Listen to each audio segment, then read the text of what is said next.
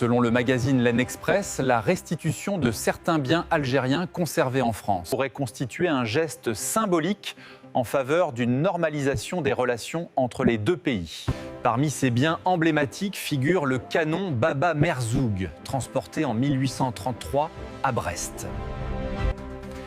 Par ailleurs, la Consulat général de France en Algérie a annoncé une décision importante. Suivi ce rapport.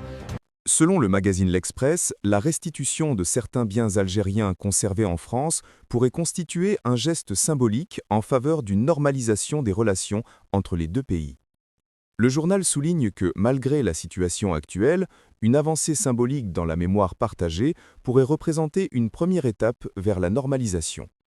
Parmi ces biens emblématiques figure le canon Baba Merzoug, transporté en 1833 à Brest et toujours classé aujourd'hui parmi les propriétés du ministère français des Armées. Un retour éventuel exigerait une décision politique et juridique spéciale.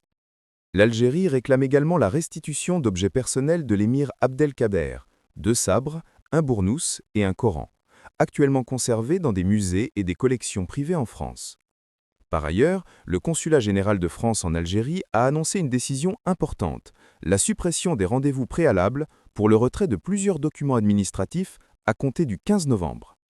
Dorénavant, il sera possible de retirer les passeports, les cartes d'identité électroniques, les livrets de famille et les certificats d'aptitude au mariage sans avoir à prendre un rendez-vous. Le retrait sans rendez-vous sera disponible les lundis, mardis et mercredis de 13h30 à 15h30, à condition de présenter tous les documents nécessaires selon le type de démarche.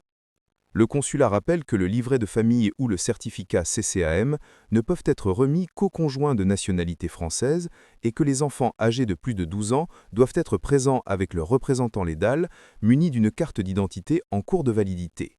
Pour conclure, toute demande de retrait en dehors des jours et heures indiqués ne sera pas acceptée dans aucun cas.